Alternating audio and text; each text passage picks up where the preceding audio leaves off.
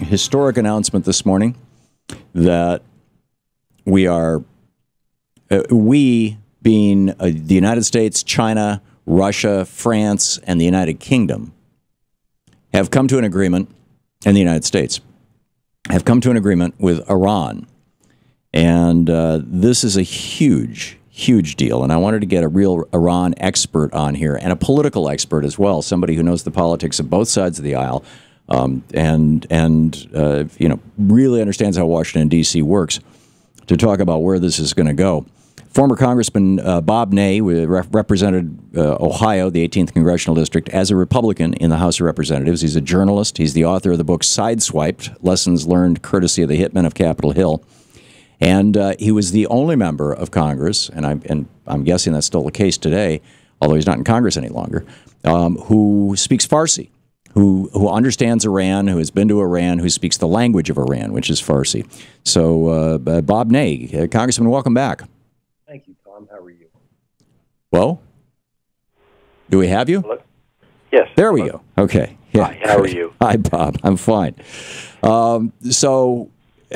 Just to start out, you want to give us a little backstory on this? Sure.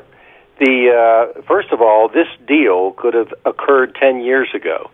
There was a legitimate offer at that time when you had President Khatami, who was a moderate, before Ahmadinejad, who was not a moderate. And this deal was offered, the beginnings of these types of deals was offered to the Bush administration, which they summarily objected to, and in fact denied they ever had it until they admitted it later. So I did want to give you that backstory. Right, and that came through you. It came, yes, from Ambassador Guleman of Switzerland, who came from Tehran. He's ambassador from Switzerland, came into the office and said, I have this amazing beginning, and as this deal is a beginning of what President Obama has negotiated with the other countries. Mm. And it was sent to the White House, which upon they denied it. In fact, the late Tony Snow said, look where Bob Ney's at. He was referring to my time headed to federal prison at that time.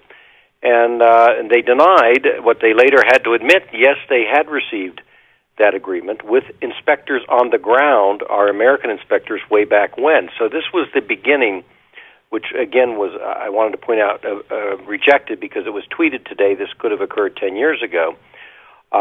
So now, over periods of years, there have been conversations of mutual interest on a bipartisan basis with members of Congress, and not directly with the Iranian government, but with representatives.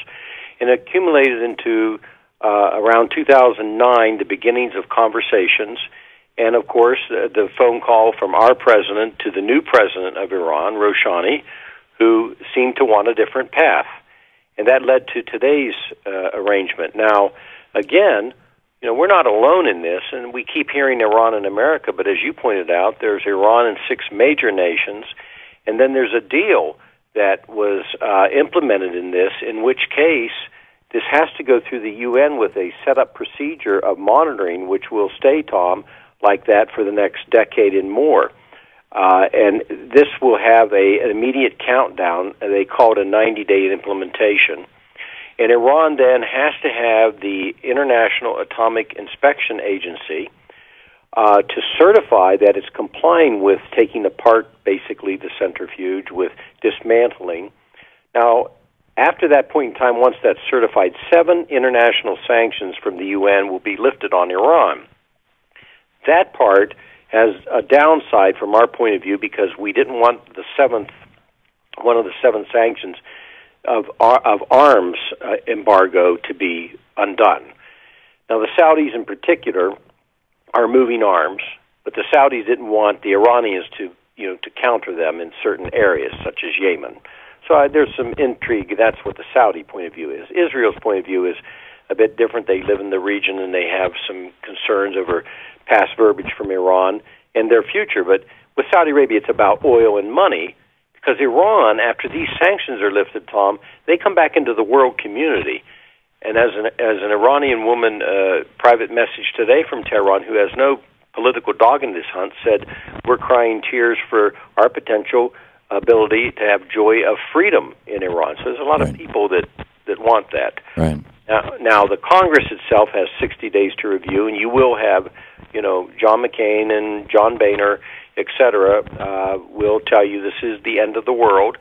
They themselves crafted a resolution, I would note, not crafted by President Obama, but their own resolution, to only give themselves 60 days.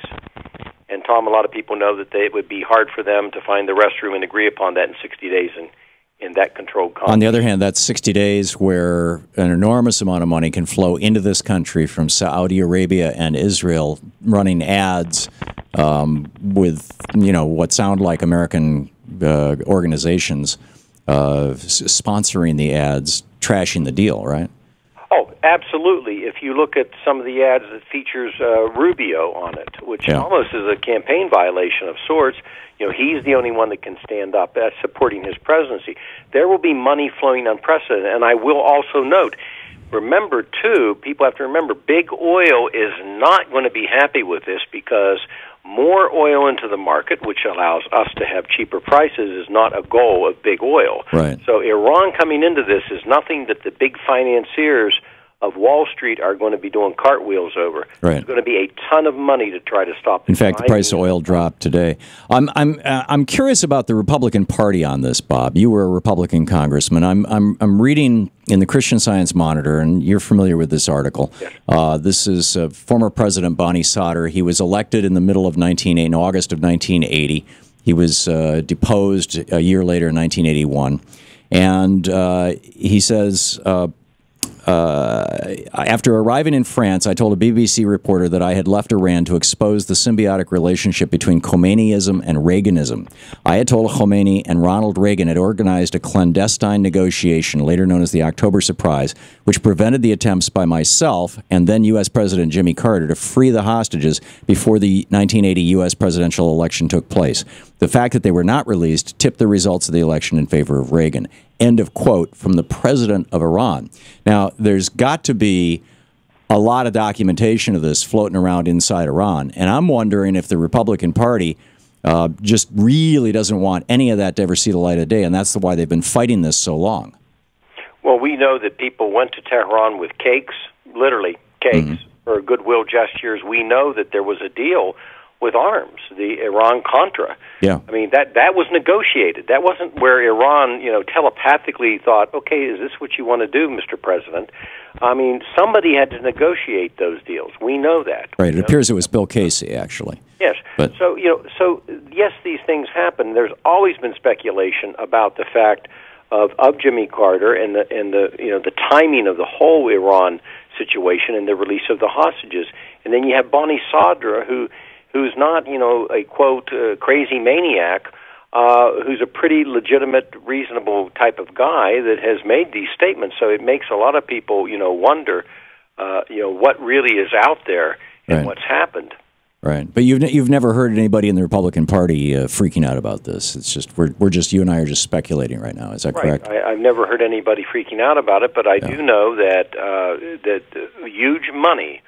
This isn't just about, philosophy, et cetera. Right. Huge money will come into this because for the oil barons. Right. Do you think that we're just about out of time. Do you think that the Republicans are also opposed to this because they're simply opposed to anything that might enhance Obama's legacy?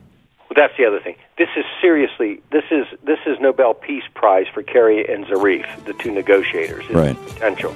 But I think a lot of Republicans fear Obama getting a major recognized world win for peace. Yeah, I agree with you. Bob Ney, former Congressman Bob Ney, author of the absolutely brilliant book. You got to read it. It's called Sideswipe, Lessons Learned Courtesy of the Hitmen on Capitol Hill. Bob, thanks so much for being with us today. Good talking with you. We'll be right back.